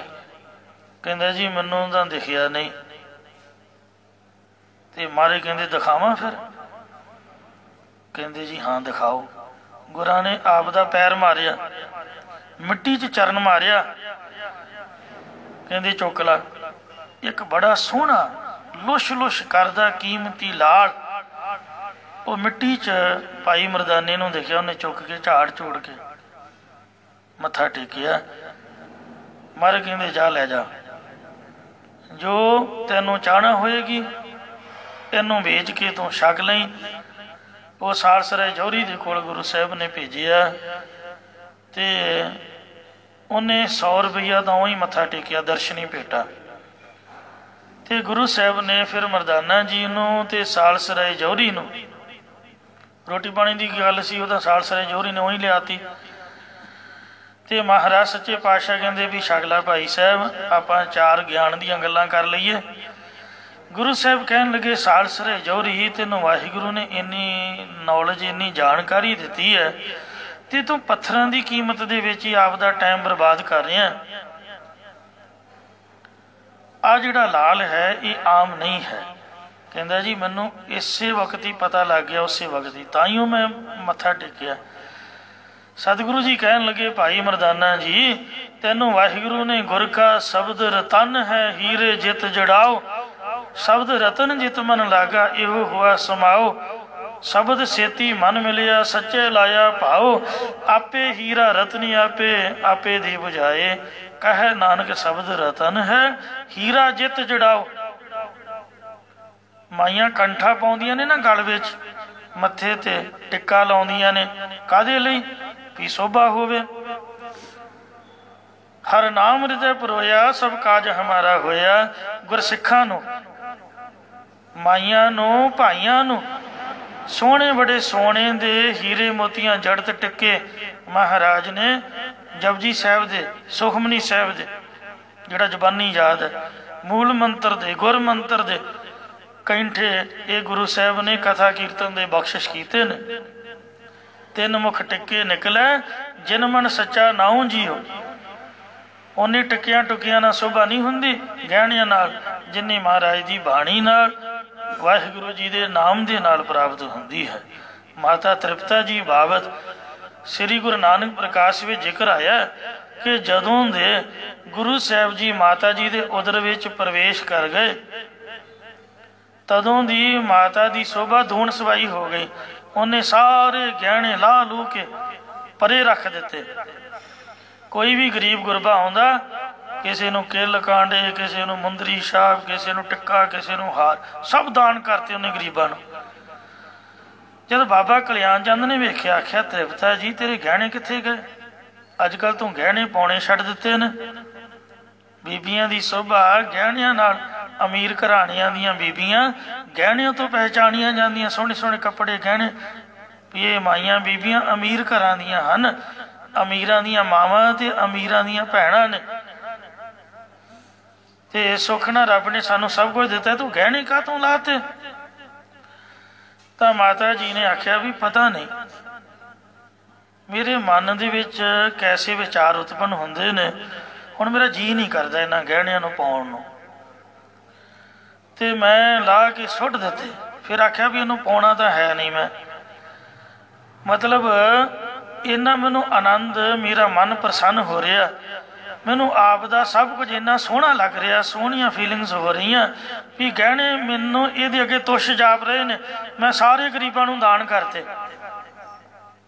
ਤਾਂ ਪਿਤਾ ਜੀ ਬਾਬਾ ਕਲਿਆਣ ਚੰਦ ਬੜੇ ਪ੍ਰਸੰਨ ਹੋਏ। ਆਖਿਆ ਕੋਈ ਨਹੀਂ, ਹੋ ਜਾਣੇ, ਰੱਬ ਨੇ ਆਪਾਂ ਨੂੰ ਸਭ ਕੁਝ ਦਿੱਤਾ, ਜੇ ਦਾਨ ਕਰਤੇ ਤਾਂ ਕੋਈ ਗੱਲ ਨਹੀਂ। ਕਿਉਂਕਿ ਗੁਰੂ ਨਾਨਕ ਸਾਹਿਬ ਨੇ ਜੋ ਆਉਣਾ ਸੀਗਾ, ਜਿੱਥੇ ਮਹਾਰਾਜ ਦਾ ਪ੍ਰਕਾਸ਼ ਹੈ, ਤੁਸੀਂ ਦੱਸੋ ਵੀ ਗਹਿਣੇ ਉੱਥੇ ਕੀ ਕੰਮ, ਕੀ ਉਹਨਾਂ ਦੀ ਕੀਮਤ ਕਿਸੇ ਕੰਮ ਦੇ ਨਹੀਂ। ਤੇ ਇਸ ਵਾਸਤੇ ਗੁਰੂ ਸਾਹਿਬ ਫਰਮਾਨ ਕਰਦੇ ਹਨ ਕਿ ਜਿਹੜਾ ਖਜ਼ਾਨਾ ਸਾਨੂੰ ਸਾਧ ਸੰਗਤ ਨੂੰ ਵਾਹਿਗੁਰੂ ਜੀ ਨੇ ਗੁਰੂਆਂ ਦੀ ਰਾਹੀਂ ਦਿੱਤਾ ਹੈ, ਉਹ ਖਜ਼ਾਨੇ ਦੀ ਆ ਹੀਰੇ ਮੋਤੀ ਸੋਨੇ ਜਵਾਹਰਾਤ, ਇਹ ਚਾਂਦੀ ਨੇ ਕੀ ਕੀਮਤ ਪਾ ਲੈਣੀ ਹੈ। ਇੱਕ ਵਾਰ ਰਾਏ ਭੋਏ ਦੀ ਤਲਵੰਡੀ ਮਹਾਰਾਜ ਪਹੁੰਚੇ ਤੇ ਕਹਿਣ ਲੱਗੇ ਵੀ ਜਾ ਮਰਦਾਨਿਆ, ਆਪਦੇ ਘਰਦਿਆਂ ਨੂੰ ਮਿਲਿਆ ਤੇ ਵੀਰ ਬਣ ਕੇ ਛੇਤੀ ਆ ਜਾਈ, ਕਿਉਂਕਿ ਮੇਰਾ ਜੀਅ ਨਹੀਂ ਲੱਗਦਾ ਤੈਥੋਂ ਬਗੈਰ, ਮੈਂ ਬਹੁਤਾ ਲੰਬਾ ਸਮਾਂ ਤੈਥੋਂ ਵਿਛੜ ਕੇ ਨਹੀਂ ਰਹਿ ਸਕਦਾ। ਕਹਿਣ ਲੱਗਾ ਹੂੰ, ਘਰ ਜਾ ਆ। ਮਰਾਸੀ ਜੂ ਸੀਗਾ, ਸਿੱਧੀ ਗੱਲ ਕਰ ਦਿੰਦਾ। ਘਰ ਮਹਾਰਾਜ ਮੈਂ ਮੂੰਹ ਵਿਖਾਉਣ ਜਾਣਾ, ਨਿਆਣੇ ਮੇਰੇ ਮਗਰ ਪੈਣਗੇ ਵੀ ਪਿਓ ਸਾਡਾ ਇੰਨੇ ਚਿਰ ਬਾਅਦ ਆਇਆ ਤੇ ਲੈ ਕੇ ਕੀ ਆਇਆ, ਦੱਸੋ ਮਹਾਰਾਜ ਕੀ ਦਿੱਤਾ ਤੁਸੀਂ? ਖਾਲੀ ਹੱਥ ਕੋਈ ਬੰਦਾ ਜਾਂਦਾ ਚੰਗਾ ਲੱਗਦਾ? ਘਰ ਕੋਈ ਪ੍ਰਸ਼ਾਦ ਹੀ ਦੇ ਦਿਓ। ਵਾਹਿਗੁਰੂ ਵਾਹਿਗੁਰੂ ਗੱਜ ਕੇ ਆਖੋ ਸਤਨਾਮ ਸ੍ਰੀ ਵਾਹਿਗੁਰੂ। ਕੈਸਾ ਜੀਵਨ ਸੀ ਸਾਹਿਬਾਂ ਦਾ, ਤੇ ਮਰਦਾਨਾ ਕਿੰਨਾ ਸੰਤੋਖੀ ਹੋਏਗਾ। ਵੇਖੋ ਅੱਜ ਗੁਰੂ ਨਾਨਕ ਸਾਹਿਬ ਇੱਥੇ ਹੋਣ ਤੇ ਆਪਾਂ ਮਹਾਰਾਜ ਨੂੰ ਸਾਰੀ ਦੁਨੀਆ ਦੀ ਮਾਇਆ ਲਿਆ ਕੇ ਦੇ ਦਈਏ। ਆ ਕਿੰਨੀਆਂ ਦੁਕਾਨਾਂ ਵੇਖੋ, ਕਿੰਨੇ ਡੱਬੇ ਆਖਰਾਂ ਦੇ ਮਾਰਗ, ਦੀਵਾਲੀ ਤੇ ਵੇਖੋ ਕਮਰੇ ਭਰ ਗਏ। ਜੇ ਮਹਾਰਾਜ ਹੋਣ ਤੇ ਮਰਦਾਨਾ ਜੀ ਹੋਣ ਤੇ ਉਹਨਾਂ ਨੂੰ ਲੱਡੂਆਂ ਨਾਲ ਤੋਲੀਏ, ਬਰਫੀ ਦੇ ਨਾਲ, ਉਹ ਸਮਾਂ ਵੇਖੋ ਸਾਹਿਬਾਂ ਦਾ, ਭਾਵੇਂ ਸਭ ਕੁਛ ਰੱਬ ਦਾ ਦਿੱਤਾ ਸਾਹਿਬਾਂ ਦੇ ਕੋਲ, ਪਰ ਮਹਾਰਾਜ ਦਾ ਜੀਵਨ ਵੇਖੋ। ਭਾਈ ਬਾਲੇ ਦੇ ਪਿਤਾ ਚੰਦਰਭਾਨ ਦੇ ਖੂਹ ਤੇ ਬੈਠੇ, ਰੜੇ ਮੈਦਾਨ, ਕੁਛ ਵੀ ਨਹੀਂ ਕੋਲ ਹੈ। ਇਹ ਵੀ ਨਹੀਂ ਵੀ ਪ੍ਰਸ਼ਾਦ ਦੇ ਦਿਆਂ, ਕੋਈ ਲੱਡੂ, ਕੋਈ ਬਰਫੀ, ਕੋਈ ਡੱਬਾ ਕਿਸੇ ਨੇ ਚੜਾਇਆ ਹੋਵੇ, ਕੋਈ ਕੜਾਹ ਪ੍ਰਸ਼ਾਦ ਦੀ ਦੇਗ। ਵੇਖੋ 2:30 ਵਜੇ ਦਾ ਪ੍ਰਸ਼ਾਦ ਬਣਿਆ ਤੇ ਰਾਤ ਦੇ 10 ਵਜੇ ਤੱਕ ਖੁੱਲੇ ਗੱਫੇ ਵਰਤਦੇ, ਕੋਈ ਕਿਸੇ ਨੂੰ ਨਾ ਨਹੀਂ, ਕੋਈ ਘਾਟ ਨਹੀਂ। ਦੇ 3 ਮੇਲ ਦਾ ਦੇਸੀ ਘਿਓ ਦਾ, ਕੱਲ 10ਵੀਂ ਹੈ, 2.5-3 ਕੁਇੰਟਲ ਦੇਸੀ ਘਿਓ ਲੱਗ ਜਾਂਦਾ। ਪੀਪਿਆਂ ਦੇ ਪੀਪੇ, 15 ਕਿਲੋ ਦਾ ਇੱਕ ਪੀਪਾ ਤੇ ਕਿੰਨੇ ਹੀ ਪੀਪੇ ਇਕੱਲੇ ਕੜਾਹ ਪ੍ਰਸ਼ਾਦ ਤੇ। ਬਾਕੀ ਤਾਂ ਗੱਲ ਵੱਖਰੀ ਹੈ। ਜੇ ਮਹਾਰਾਜ ਹੋਣ ਤੇ ਕਿੰਨੇ ਖੁਸ਼ ਹੋਣ। ਮੈਨੂੰ ਮਾਫ ਕਰਨਾ, ਗੁਰੂ ਸਾਹਿਬ ਹਾਜ਼ਰ ਨੇ, ਪਰ ਤੁਸੀਂ ਗੁਰੂ ਸਾਹਿਬਾਂ ਦੇ ਦਰਸ਼ਨ ਕਰਦੇ ਇਹ ਮਹਿਸੂਸ ਕਰੋ ਵੀ ਮਰਦਾਨੇ ਨੇ ਵੇਖੋ ਕਿੰਨਾ ਢਿੱਲਾ ਬਚਨ ਕੀਤਾ, ਸੱਚ ਬੋਲਿਆ, ਹੱਥ ਖਾਲੀ ਹੋਈ ਸੀਗੇ। ਤੇ ਗੁਰੂ ਮਹਾਰਾਜ ਕਹਿੰਦੇ ਮਰਦਾਨਿਆਂ ਲਿਆ ਝੋਲੀ ਕਰ। ਵੇਖੋ ਗੁਰੂ ਸਾਹਿਬ ਦੀ ਚੋਜ। ਕਹਿੰਦਾ ਜੀ ਝੋਲੀ 'ਚ ਕੀ ਪਾਉਂਗੇ, ਤੁਹਾਡੇ ਕੋਲ ਕੁਛ ਹੈ ਤਾਂ ਨਹੀਂ? ਮਾਰੇ ਕਹਿੰਦੇ ਝੋਲੀ ਤਾਂ ਕਰ ਗੁਰਮੁਖਾ। ਸਾਹਿਬ ਗੁੱਸਾ ਨਹੀਂ ਸੀ ਕਰਦੇ, ਉਹਨੇ ਝੋਲੀ ਕੀਤੀ ਤੇ ਮਹਾਰਾਜ ਨੇ ਉੱਥੋਂ ਰੋੜ ਇਕੱਠੇ ਕੀਤੇ, ਰੋੜ ਇਕੱਠੇ ਕਰਕੇ ਵੱਡਾ ਸਾਰਾ ਬੁੱਕ ਭਰ ਕੇ ਝੋਲੀ 'ਚ ਪਾਤਾ। ਆਖਿਆ ਗੰਢ ਬੰਨ ਲਾ। ਗੱਜ ਕੇ ਆਖੋ ਸਤਨਾਮ ਸ੍ਰੀ ਵਾਹਿਗੁਰੂ। ਇਹਨੂੰ ਘਰ ਜਾ ਕੇ ਜੋ ਤੇਰੀ ਘਰ ਵਾਲੀ, ਤੇਰੇ ਬੱਚੇ ਮੰਗਣ, ਡਿਮਾਂਡ ਕਰਨ, ਉਹਨਾਂ ਨੂੰ ਪੁੱਛੀ ਵੀ ਤੁਹਾਨੂੰ ਕੀ ਚਾਹੀਦਾ, ਤੋ ਜੋ ਉਹ ਡਿਮਾਂਡ ਕਰਨ, ਜਿਹੜੀ ਭਾਵਨਾ ਨੂੰ ਮੁੱਖ ਰੱਖ ਕੇ ਆਪਦੇ ਮਨ 'ਚ ਸੋਚ ਕੇ ਤੂੰ ਗੰਢ ਖੋਲੇਗਾ, ਇਸ ਗੰਢ ਵਿੱਚੋਂ ਉਹੀ ਕੁਛ ਨਿਕਲੇਗਾ। ਇੱਕ ਵਾਰ ਫਿਰ ਆਖੋ ਸਤਨਾਮ ਸ੍ਰੀ ਵਾਹਿਗੁਰੂ। ਇਸ ਲਈ ਮਤਾਂ ਕੋਈ ਭੁਲੇਖੇ ਵਿੱਚ ਰਹੇ ਵੀ ਨਿਹੰਗ ਐਵੇਂ ਤੁਰੇ ਫਿਰਦੇ ਨੇ, ਜੁੱਤੀਆਂ ਟੁੱਟੀਆਂ ਦੇ ਪਾਟੇ, ਚੋਲੇ ਤੇ ਗੰਦੇ ਕਸ਼ਹਿਰੇ। ਸੇਵਾਦਾਰਾਂ ਦਾ ਤਾਂ ਇਸ ਤਰ੍ਹਾਂ ਦਾ ਹੀ ਕੰਮ ਹੁੰਦਾ। ਹੁਣ ਜਿਹਨੇ ਲੱਕੜਾਂ ਦਾ ਬਾਲਣ ਡੋਣਾ, ਕੱਪੜੇ ਚਿੱਟੇ ਥੋੜ੍ਹੋ ਰਹਿਣੇ ਹਨ। ਸੇਵਾਦਾਰਾਂ ਦੇ ਤਾਂ ਮੈਲੇ ਹੋ ਹੀ ਜਾਂਦੇ ਨੇ। ਜੇ ਕੋਈ ਵੇਖ ਕੇ ਆਖੇ ਕਾਰਸੇ ਵਾਲੇ ਮਹਾਂਪੁਰਖ ਵੇਖੋ ਖੱਦਰ ਦਾ ਸਭ ਕੁਛ, ਪਰ ਜਿਨ ਪਟ ਅੰਦਰ ਬਾਹਰ ਗੁੱਦੜ ਤੇ ਭਲੇ ਸੰਸਾਰ। ਠੰਡ ਦੇ ਦਿਨ ਨੇ ਜੁੱਤੀ ਪੈਂਦੀ ਹੋਈ ਨਹੀਂ, ਜਰਾਬ ਦਾ ਉਹ ਵੇਖ ਹੀ ਨਹੀਂ ਸਕਦੇ, ਕਿਉਂਕਿ ਕੰਮ ਹੀ ਇਸ ਤਰ੍ਹਾਂ ਦਾ ਹੈ ਗੁਰੂ ਘਰ ਦਾ, ਸੇਵਾ ਦਾ।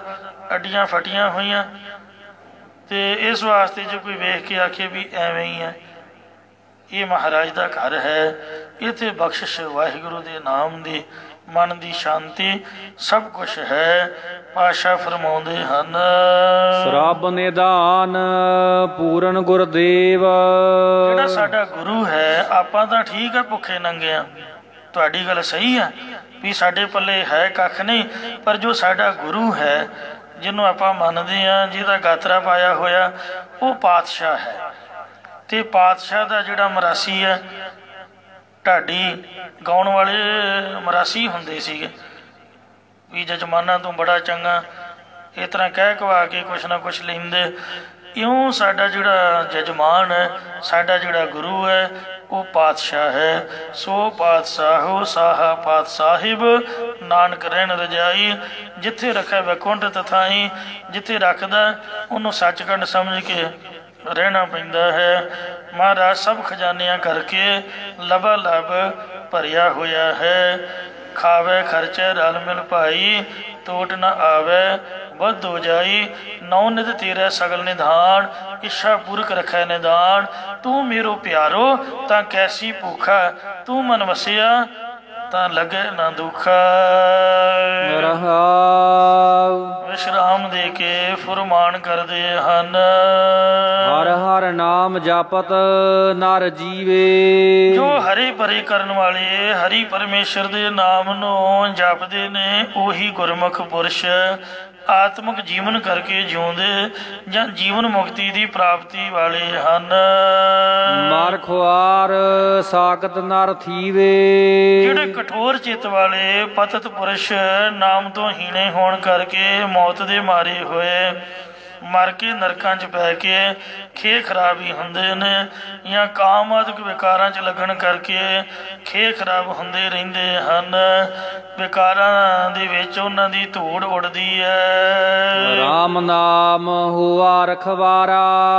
ਗੁਰਮੁਖ ਜਨਾਂ ਵਾਸਤੇ ਰਾਮ ਪਰਮੇਸ਼ਰ ਦਾ ਨਾਮ ਹੀ ਹਰ ਥਾਂ ਰੱਖਿਆ ਕਰਨ ਵਾਲਾ ਹੋਇਆ ਹੈ। ਝੱਖ ਮਾਰੋ ਸਾਕਤ ਵਿਚਾਰਾ। ਜਿਹੜਾ ਸਾਕਤ ਕਹਿੰਦੇ ਸ਼ਕਤੀ ਦਾ ਉਪਾਸ਼ਕ ਹੈ। ਸ਼ਕਤੀ ਲੋਕਾਂ ਨੇ ਮਾਇਆ ਨੂੰ ਮੰਨਿਆ, ਜੋ ਕੇਵਲ ਮਾਇਆ ਨੂੰ ਹੀ ਮੰਨਦਾ। ਐਸਾ ਕਠੋਰ ਚਿੱਤ ਵਾਲਾ ਵਿਚਾਰਾ ਤੁਸ਼ ਪੁਰਸ਼ ਵਿਅਰਥ ਝੱਖਾਂ ਹੀ ਮਾਰਦਾ ਰਹਿੰਦਾ ਹੈ। ਗਿਆਨ ਨਾਲ ਗੱਲਾਂ ਹੀ ਢੂੰਢੀ ਹੈ। ਮਹਾਰਾਜ ਕਹਿੰਦੇ ਗੱਲਾਂ ਨਾਲ ਗਿਆਨ ਨਹੀਂ ਮਿਲਦਾ। ਜਿਉ ਨਗੁਰਾ ਬਹੁ ਬਾਤਾਂ ਜਾਣ। ਨਿਗੁਰਾ ਬੰਦਾ ਬਹੁਤੀਆਂ ਗੱਲਾਂ ਬਾਤਾਂ ਮਾਰਨੀਆਂ ਜਾਣਦਾ। ਆਮ ਗੁਰਮੁਖ ਨੂੰ ਗੱਲ ਵੀ ਨਹੀਂ ਆਉਂਦੀ, ਨਾ ਉਹ ਕਰਨ ਦਿੰਦਾ। ਜਿਉ ਨਗੁਰਾ ਬਹੁ ਬਾਤਾਂ ਜਾਣੇ, ਉਹ ਹਰ ਦਰਗੇ ਹੈ ਭ੍ਰਸ਼ਟੀ, ਪਰ ਉਹ ਹਰੀ ਦੀ ਦਰਗਾਹ ਦੇ ਵਿੱਚ ਭ੍ਰਿਸ਼ਟਿਆ ਜਾਂਦਾ, ਕਿਉਂਕਿ ਗੱਲਾਂ ਕੰਮ ਨਹੀਂ ਆਉਂਦੀਆਂ। ਗੱਲ ਹੀ ਅਲਪ ਲਾਲੀ ਆ, ਕੰਮ ਨਾ ਹੋਵੇ ਮਿੱਤ।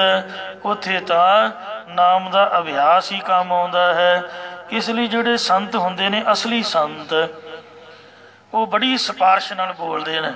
ਉਹਨਾਂ ਨੂੰ ਬੁਲਾਉਣਾ ਹੋਵੇ, ਇੱਕ ਤਾਂ 100 ਰੁਪਈਆ ਮੱਥਾ ਟੇਕੋ, ਦੂਜਾ ਬੰਦਾ ਨਾਲ ਲੈ ਕੇ ਜਾਓ, ਜਾਂ ਸੇਵਾਦਾਰ ਨਾਲ ਗਾਂਢ ਸਾਂਢ ਕੋਈ ਮਿੱਤਰਤਾ ਪਾਓ ਵੀ ਬਾਬਿਆਂ ਨੂੰ ਬੁਲਾਓ। ਫਿਰ ਕਿਤੇ 1 ਜਾਂ 2 ਵਚਨ ਕਰਦੇ ਨੇ ਮਸਾਂ ਹੀ। ਹੰਸਾਲੀ ਵਾਲੇ ਮਹਾਂਪੁਰਖ ਬਸ ਇੱਕੋ ਹੀ ਕਹਿੰਦੇ ਵੀ ਕਿਰਪਾ, ਬਸ ਦੂਜੀ ਗੱਲ ਨਹੀਂ ਕਰਨੀ। ਮੈਂ ਤਾਂ ਕਦੀ ਬੋਲਦੇ ਵੇਖੇ ਹੀ ਨਹੀਂ, ਕਦੀ ਵੀ ਨਹੀਂ ਸੁਣਿਆ ਉਹਨਾਂ ਦਾ ਵਚਨ। ਆਉਂਦੇ ਜਾਂਦੇ ਦਰਸ਼ਨ ਹੁੰਦੇ, ਪਰ ਵਚਨ ਨਹੀਂ ਸੁਣਿਆ।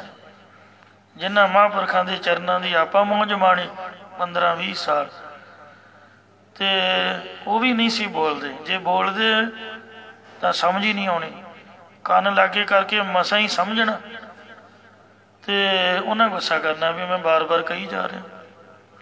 ਤੇ ਇਸ ਵਾਸਤੇ ਕਿਉਂ ਨਹੀਂ ਬੋਲਦੇ? ਕਿਉਂਕਿ ਉਹਨਾਂ ਦਾ ਮਨ ਸ਼ਾਂਤ ਹੈ। ਬਾਕੀ ਬਚਨ ਪੂਰਾ ਹੁੰਦਾ, ਇਸ ਲਈ ਸੋ ਕਹਿੰਦੇ ਕਹੋ ਕਬੀਰ ਸ਼ੂਸ਼ਾ ਘਟ ਬੋਲੇ, ਭਰਿਆ ਹੋਏ ਸੋ ਕਬੋ ਨਾ ਡੋਲੇ। ਸਾਹਿਬਾਂ ਦਾ ਹੁਕਮ ਹੈ, ਬੋਲ ਹਰ ਨਾਮ। ਬਾਣੀ ਬੋਲਦੇ ਨੇ, ਨਾਮ ਬੋਲਦੇ ਨੇ।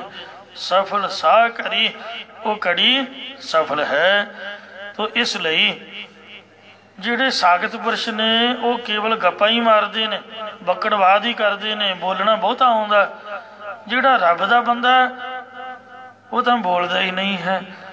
ਤੁਸ਼ ਪੁਰਸ਼ ਝੱਖਾਂ ਮਾਰਦਾ, ਵਿਅਰਥ ਹੀ ਬਕਵਾਦ ਕਰਦਾ ਰਹਿੰਦਾ ਹੈ, ਨਿੰਦਿਆ ਚੁਗਲੀ ਵਿੱਚ ਪਿਆ ਰਹਿੰਦਾ ਹੈ। ਨਿੰਦਾ ਕਰ ਕਰ ਪਚਹਿ ਕਨੇਰੇ। ਕਨੇਰੇ ਅਨੇਕਾਂ ਹੀ ਸਾਖਤ ਪੁਰਖ ਗੁਰਮੁਖ ਜਨਾਂ ਦੀ ਨਿੰਦਿਆ ਅਪਕੀਰਤੀ ਕਰਕੇ ਨਰਕਾਂ ਦੀ ਅੱਗ ਦੇ ਵਿੱਚ ਪੈ ਕੇ ਸੜਦੇ ਨੇ। ਇੱਕ ਤਾਂ ਮੈਂ ਸੜਦਾ ਅੱਖਾਂ ਨਾਲ ਵੇਖਿਆ ਹੈ, ਆਪੂਲਾ ਨਿਹੰਗ। ਨਾਮ ਮਹਾਰਾਜ ਦਾ, ਬਾਣਾ ਗੁਰੂ ਸਾਹਿਬ ਦਾ, ਤੇ ਜੀਵਨ ਤੁਰਕਾਂ ਵਾਲਾ ਮਹਾਂਪੁਰਖਾਂ ਦਾ ਨਾਂ ਸੀ। ਮਹਾਂਪੁਰਖ ਸੰਤ ਗਿਆਨੀ ਠਾਕੁਰ ਸਿੰਘ ਜੀ ਖਾਲਸਾ ਪਿੰਡਰਾਂ ਵਾਲੇ, ਉਹਨਾਂ ਦਾ ਪੁੱਠਾ ਨਾਂ ਉਹਨੇ ਲਿਆ ਇੱਕ ਵਾਰ। ਲੋਕ ਬੜੇ ਸ਼ੈਤਾਨ ਕਿਸਮ ਦੇ ਨੇ। ਉਹ ਤਾਂ ਗੁਰਮੁਖ ਜਾਣ ਕੇ ਮਿਲਣ ਵਾਸਤੇ ਗਏ ਤੇ ਸਿੰਘਾਂ ਦੇ ਭਲੇ ਲਈ ਵੀ ਤੇਰੀ ਗਾਂਢ ਸਾਂਢ ਪੈਸੇ ਲੈ ਲਈ ਵੀ ਮੇਰਾ ਮੁੰਡਾ ਬਚਾ ਦੇ। ਬਾਣੀ ਸੁਣਾਉਂਦਾ ਹੁੰਦਾ ਸੀ ਸੁੱਖ। ਤੇ 5 ਲੱਖ ਦਾ ਸੌਦਾ ਹੋਇਆ। ਉਹਨੇ ਫੋਟੋ ਲਾ ਕੇ ਆਖਿਆ ਵੀ ਆਹ ਵੇਖੋ, ਪੁੱਠਾ ਨਾ ਲਿਆ ਵਿਗਾੜ ਕੇ। ਉਹ ਇੰਨਾ ਚੁਭਿਆ, ਬਾਬਾ ਜੀ ਕਹਿੰਦੇ ਖਹਿੜਾ ਛੱਡ ਦਿਓ, ਕੁਛ ਨਾ ਆਖੋ, ਆਪੇ ਰੱਬ ਵੇਂਦਾ, ਇਹਨੇ ਜਿਉਂਦਾ ਛੱਡਣਾ। ਤੋ ਜਿਹੜੇ ਵਿੱਚ ਪੈ ਕੇ ਮਿਲਾਉਣ ਵਾਲੇ, ਉਹਨਾਂ ਨੂੰ ਵੀ ਪਾਰ ਬੁਲਾਤਾ। ਮੁੰਡਾ ਤਾਂ ਗਿਆ ਹੀ ਗਿਆ। ਕਹਿੰਦੇ ਵੀ ਮੇਰੇ ਪੈਸੇ, ਕਹਿੰਦੇ ਮੁੰਡਾ ਸਾਡਾ ਤੂੰ ਬਚਾਇਆ ਨਹੀਂ, ਪੈਸੇ ਕਾਹਦੇ? ਤੋ ਇਸ ਵਾਸਤੇ ਬਾਬਾ ਰੇਸ਼ਮ ਸਿੰਘ ਜੀ ਇੰਨੇ ਉਪਦਰਵ ਤੇ ਪਾਪ ਕੀਤੇ, ਇੰਨੀ ਮਿੱਟੀ ਉਡਾਈ, ਰੱਬ ਹੀ ਜਾਣਦਾ ਹੈ। ਤੋ ਗੁਰੂ ਮਹਾਰਾਜ ਸਾਹਿਬ ਸੱਚੇ ਪਾਤਸ਼ਾਹ ਜੀ ਨੇ ਪ੍ਰਤੱਖ ਦਿਖਾਇਆ। ਮਹਾਂਪੁਰਖਾਂ ਭਜਨ ਕੀਤਾ ਵੀ ਇਹਦਾ ਖਹਿੜਾ ਨਾ ਕਰੋ, ਮੁੰਡਿਓ ਛੱਡ ਦਿਓ, ਕਿਉਂਕਿ ਪਾਲਕੀ ਸਾਹਿਬ ਗੁਰੂ ਗ੍ਰੰਥ ਸਾਹਿਬ ਜੀ ਦੀ ਬਿਲਕੁਲ ਨਾਲ ਹੁੰਦੀ ਸੀ।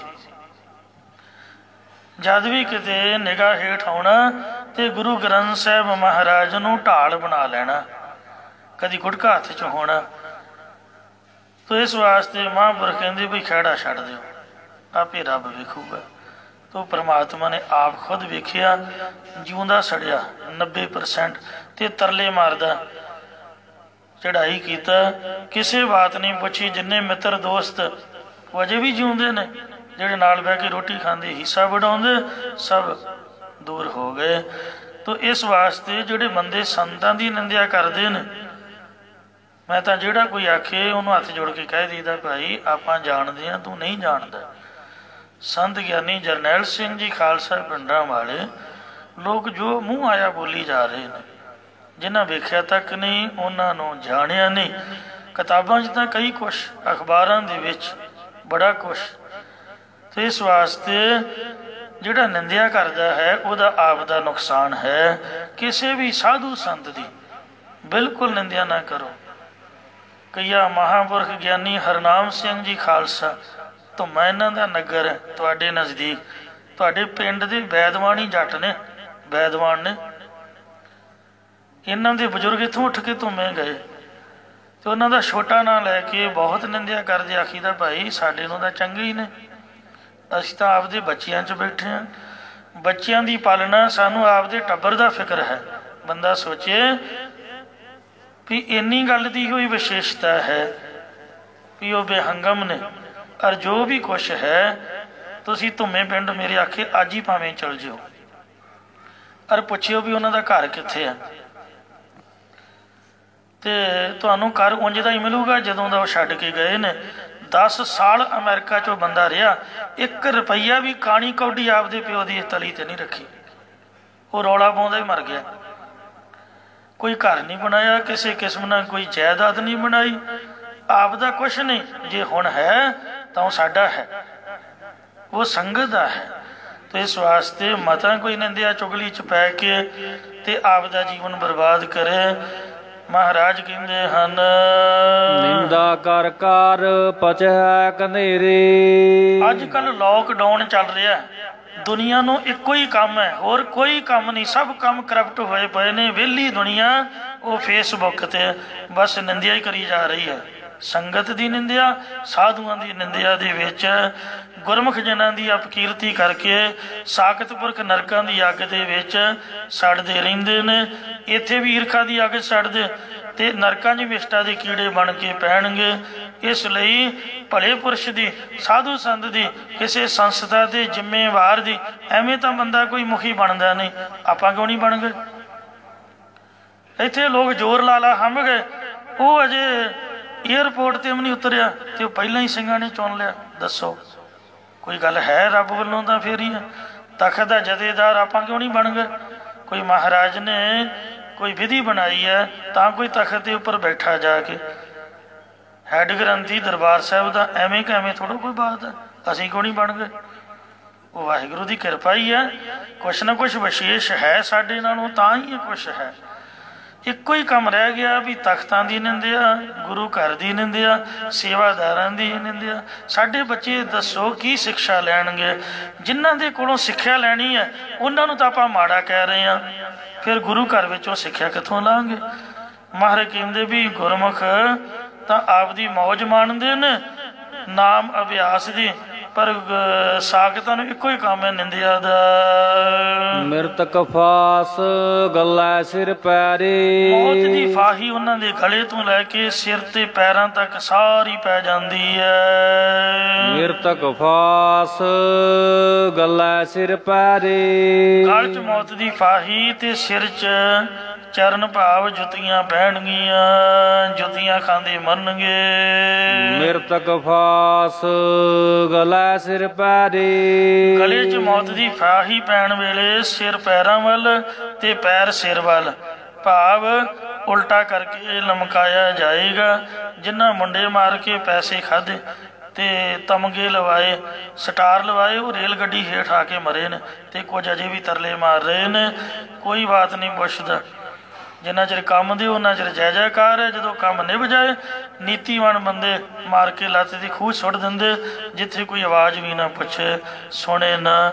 ਇਸ ਲਈ ਮਹਾਰਾਜ ਕਹਿੰਦੇ ਵੀ ਇੱਕੋ ਹੀ ਸੱਚੀ ਗੱਲ ਜੇ, ਪੱਲੇ ਬੰਨ ਕੇ ਲੈ ਜਾਓ। ਕਹੋ ਨਾਨਕ ਜਪ ਹੈ ਜਨ ਨਾਮ। ਗੱਜ ਕੇ ਕਹਿ ਦੋ ਸਤਨਾਮ ਸ੍ਰੀ ਵਾਹਿਗੁਰੂ। ਮਹਾਰਾਜ ਕਹਿੰਦੇ ਜਿਹੜੇ ਪੁਰਖ ਰੱਬ ਦਾ ਨਾਮ ਜਪਦੇ ਨੇ ਤਾਂ ਕਿ ਨਿਗਟ ਨਾ ਆਵੈ ਜਾਮ। ਉਹਨਾਂ ਦੇ ਨੇੜੇ ਯਮਦੂਤ ਵੀ ਨਹੀਂ ਆਉਂਦਾ, ਜੰਮਣ ਮਰਨ ਦਾ ਦੁੱਖ ਤੱਕ ਨੇੜੇ ਨਹੀਂ ਆਉਂਦਾ। ਤੇ ਜਿਹੜੇ ਮਹਾਰਾਜ ਦਾ ਨਾਮ ਨਹੀਂ ਜਪਦੇ, ਨਿੰਦਿਆ ਵਿੱਚ ਪਏ ਹੋਏ ਨੇ, ਉਹ ਹਮੇਸ਼ਾ ਦੁਖੀ ਰਹਿੰਦੇ ਹਨ। ਗੁਰੂ ਸਾਹਿਬ ਦੀ ਕਿਰਪਾ ਹੋਵੇ, ਸਾਡੇ ਮਨਾਂ ਵਿੱਚ ਉਪਦੇਸ਼ ਵਸ ਜਾਏ ਜੀ। ਭੁੱਲ ਚੋਂ ਖਿਮਾ ਕਰਨੀ, ਅੱਗੇ ਤੋਂ ਸਮਤ ਬਖਸ਼ਣੀ।